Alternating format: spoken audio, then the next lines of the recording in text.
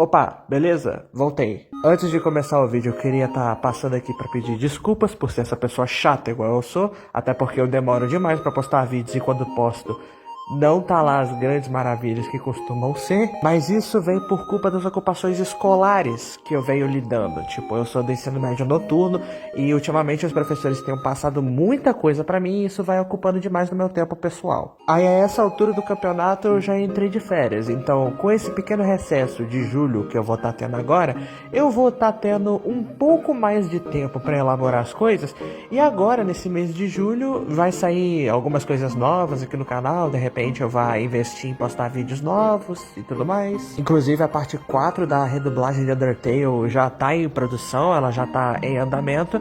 Não vai ser entregue agora, mas talvez nos próximos dias eu consiga terminar ela pra conseguir postar aqui pra vocês.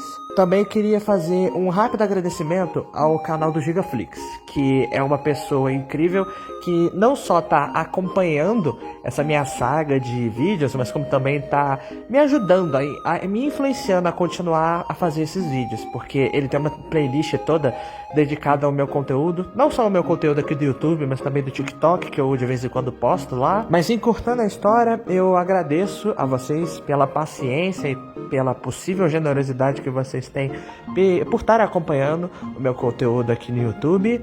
Passa também lá no canal do Gigaflix, que ele é uma dessas pessoas que vem me ajudado lá, o arroba dele vai estar aqui na descrição. E sem mais demoras, bora pro vídeo, que eu sei que você já deve estar há um tempão já esperando ele sair, e puxa a vinheta.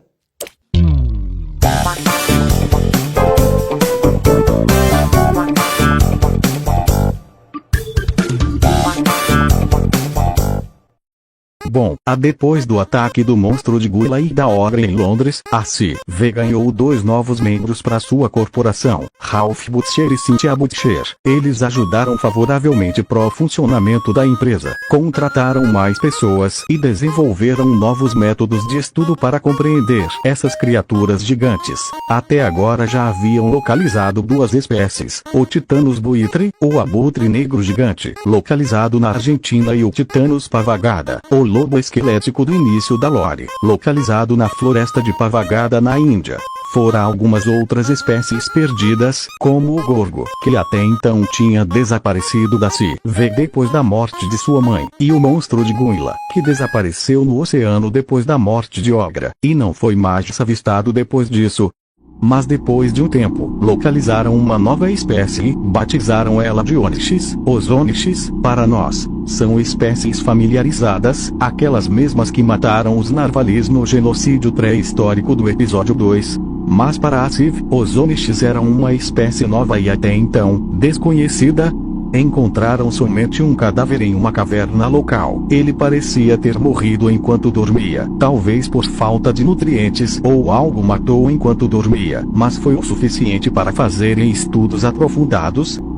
Os Onyx são louva-deuses roxos gigantes de 98 metros de altura, não tão grande comparado aos outros kaijus, que são maiores que isso.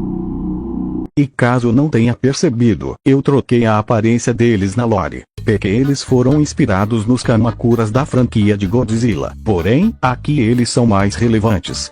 A aparência anterior deles era uma mistura de louva-a-Deus com velociraptores, mas depois que eu percebi que eu não tenho nenhum kaiju inseto, a grande maioria é reptiliana ou mamífera, eu decidi transformar os Onyx em insetos, e tomara que futuramente eles não sejam os únicos. Mas enfim, pesquisando mais a fundo no cadáver de Onyx, a CV descobriu uma coisa deveras perigosa. O Onyx não era uma espécie única, era uma espécie múltipla. Existem mais deles espalhados pelo mundo, em diferentes partes do planeta, em vários continentes diferentes. Mas o pior não era isso. O pior é que todos eles são apenas operários. Há uma rainha escondida em algum lugar secreto do planeta. Ela é quem cria eles e os conecta numa mente colmeia, onde os operários obedecem-la e a protegem, enquanto ela os lidera e gera mais Onyx, criando um exército deles.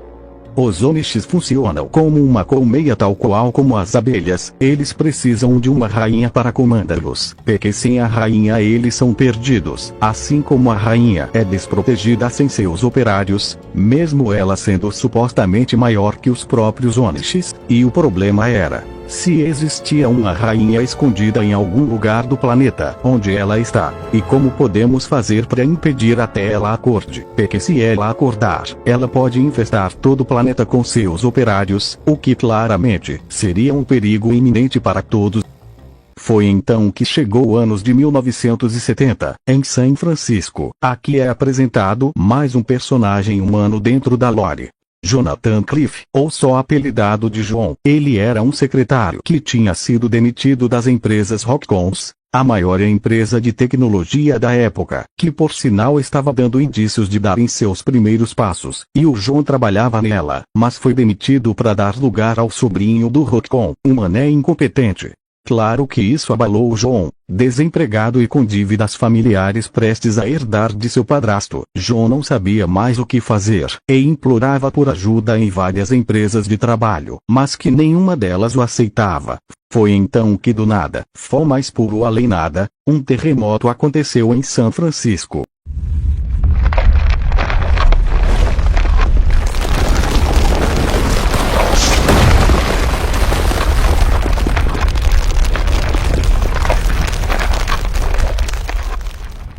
Abriu um buraco no meio da rua, e do buraco se escutava grunhidos estranhos e esquisitos, como se tivesse algo lá dentro, e do buraco saiu um Onishi, que destruía tudo em sua volta, causando o primeiro caos kaiju em solo americano. Só que a destruição desse Onishi foi curta, porque algo o atraía. O Onishi parecia saber o que estava acontecendo se dirigiu para o oceano, como se tivesse um propósito o chamando. Isso chamou a atenção de John, que quase foi esmagado pelo Onishi, antes dele ser atraído por algo no oceano. Não demorou muito tempo para os funcionários, Carton e Butcher, da CV, aparecerem ali para acalmar as pessoas desesperadas e feridas. Carton e Butcher eram parceiros nessa época, onde aqui a gente já como eles trabalham. Eles tinham um tipo de dispositivo elétrico capaz de apagar temporariamente a memória das pessoas. Ela esquecia do que acontecia, e só voltava a lembrar do ocorrido em um determinado momento de sua vida. Momento esse que pode ser aleatório e inoportuno, o que faz com que a pessoa só ache que está imaginando coisas e finga que aquela memória nunca existiu. Eles fizeram isso em um por um com todos da cidade. Porém, quando chegou a vez do John, a máquina não funcionou nele. O John tinha memória fotográfica, ele consegue lembrar de qualquer, até dos pequenos detalhes dessas coisas. O cérebro dele não fazia ele esquecer muito facilmente as coisas. Os dois funcionários da CV acharam isso algo curioso do John. O Butcher achava que o John deveria ser colocado em vigilância, já que a CV não contratava americanos como voto solene de sigilo, mas o Carton, ele viu potencial no John, ele viu algo brilhante dentro dele, e decidiu não insistir em apagar a memória ou lobotomizar o John. Ao invés disso, ele o contratou para a CV, prometendo ajudar em situações financeiras e em perrengues, coisa que a CV tinha, o companheirismo. Então, motivado a descobrir mais dessa organização até então desconhecida, John embarcou na tripulação de Carton e Butcher. Passavam-se alguns dias, e John era um novo funcionário da CV, onde lá ele era mal visto pelos outros membros, por ser o único americano na corporação. Todo mundo ali meio que o escandinava, não conversava muito com ele, não confiavam nele. A única que demonstrava alguma empatia por ele era a Cynthia, a irmã de Butcher, que também trabalhava lá. Ela compreendia o desconforto de John em trabalhar lá sendo o único americano do time, já que ela é autista, e se sentindo desconfortável perto de outras pessoas. E embora ela seja a pessoa mais quieta da corporação toda, ela literalmente não falava nada. Geral lá achava que ela era muda. Ela até que tratava bem o John, o aceitando em local de trabalho, entregando café em sua mesa, essas paradas aí.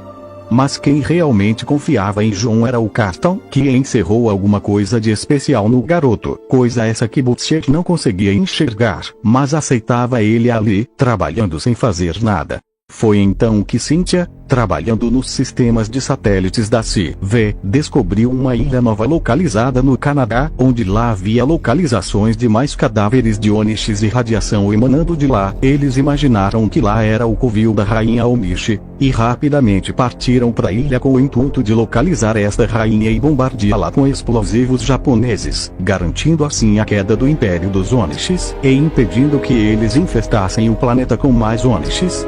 Partindo na missão, tínhamos Carton no comando da missão, Butcher na liderança dos agentes, Cynthia no controle de armas e tecnologias armamentistas, e John como mero cinemagrafo. A missão dele era filmar com a câmera para terem uma imagem de vídeo guardada nos arquivos da CV para serem escondidas. Ele não aceitou isso muito bem, na verdade se sentiu meio injustiçado, mas aceitou segurar a câmera. Fora uma tropa de mais ou menos 18 outros agentes armados para pilotagem os helicópteros para essa ilha e bombardear a toca da rainha Onish.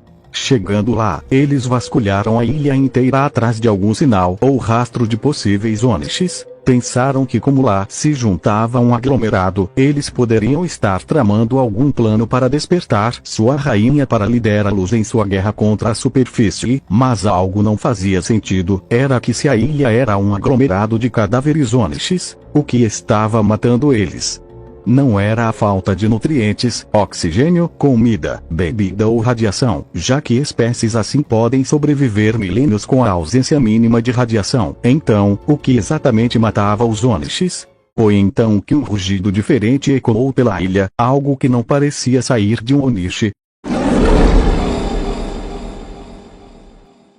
Um grupo secundário da CV partiu com os helicópteros para a direção que vinha esse rugido. A princípio não encontraram nada, mas do Oriente, em uma imagem de pôr do sol, uma figura gigante surgiu na ilha. Não era um Onish, era um lagarto enorme com chifres na cabeça, 3 espinhos enormes nas costas, e várias osteodermas no queixo. Para a CV, era uma espécie nova, desconhecida e assustadora. Para nós, telespectadores da lore, era alguém familiar.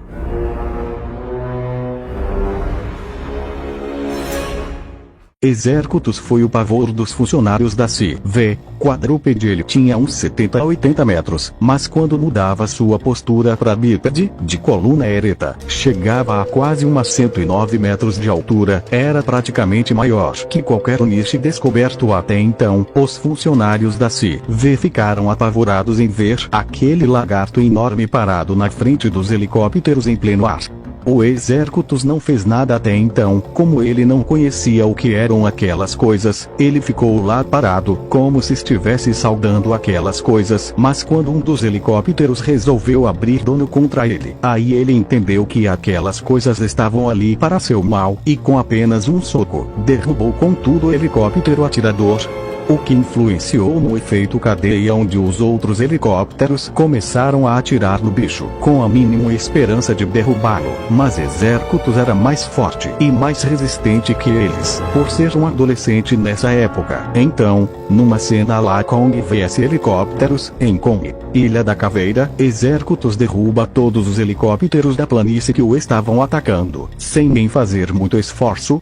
Além disso, vale comentar que foi um evento de estudo. Os helicópteros no ponto de vista do Exércitos eram, abre parênteses, do mal, fecha parênteses, até porque ele só estava naquela ilha sem fazer mal a ninguém, e foram os helicópteros que atiraram primeiro. Já no ponto de vista da CV, o Exércitos era maligno, já que ele havia derrubado um dos helicópteros, sem nem fazer esforço ainda por cima, e por conta disso, todo o evento que acontecia ali era por legítima defesa, para ambos os lados. Num desses ataques, a cauda de Exércitos bateu com muita força em um dos helicópteros, onde o John estava, fazendo voar para o outro lado da ilha, onde caiu em uma árvore, e John sobreviveu se pendurando nos galhos dela.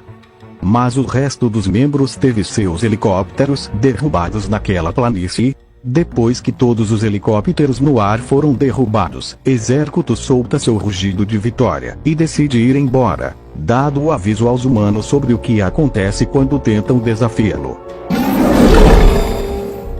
Os funcionários que sobreviveram tinham hematomas ou feridas pelo corpo, devido à queda dos helicópteros, mas os que morreram foram enterrados e espalhados pela planície, dado em conta que Exércitos era tão grande que arremessada os helicópteros para longe.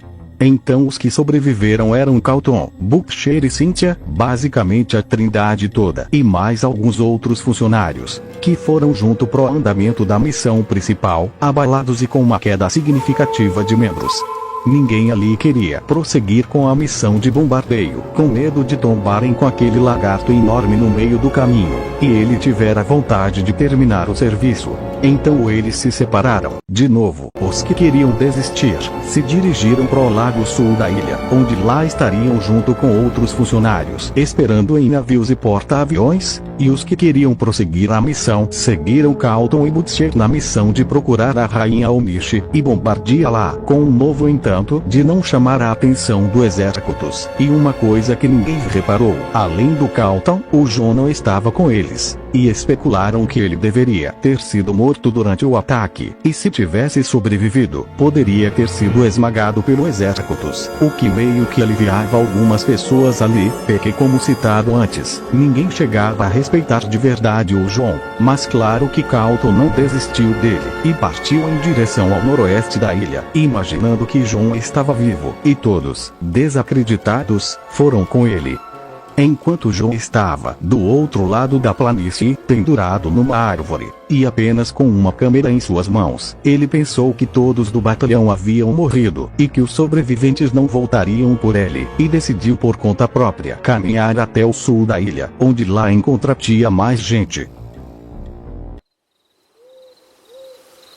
À noite, todos decidiram acampar perto de algumas pedras, grandes o suficiente para escolhê-los de algum predador do mato, e em volta da fogueira, Butcher tem uma conversa com Carlton. O Butcher não achava que valia a pena salvar o John, que tinha preocupações melhores do que ir atrás de um americano inconfiável, mas Carlton explica para ele o porquê confia tanto no John.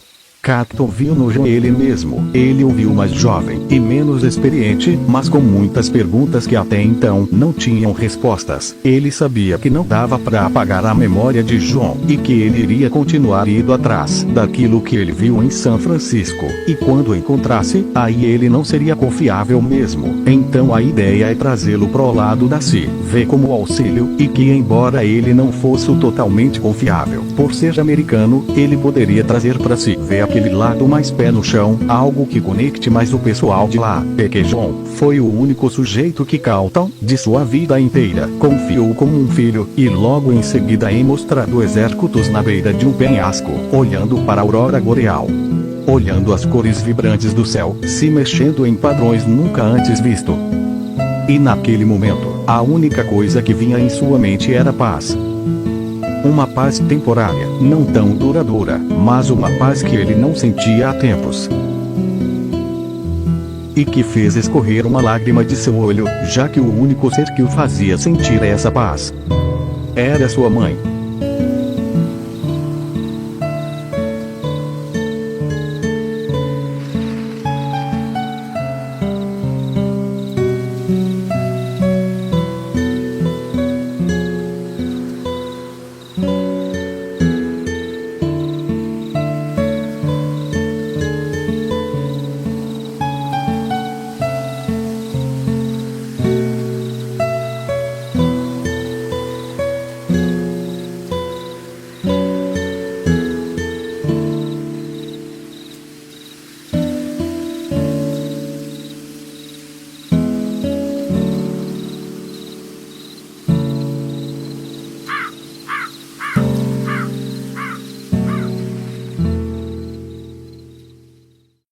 Opa, passando aqui para avisar, desculpa pela narração cagada usada, com voz de texto de IA. O que acontece é que no momento em que estou gravando este episódio, dia 18 de julho, estou com a garganta inflamada, e para não prejudicar ainda mais a minha voz, tive que utilizar desse artifício, só para não ficar sem vídeo novo. Então por questões técnicas, foi mal pelo inconveniente, então é isso. Obrigado por assistirem e até o próximo episódio.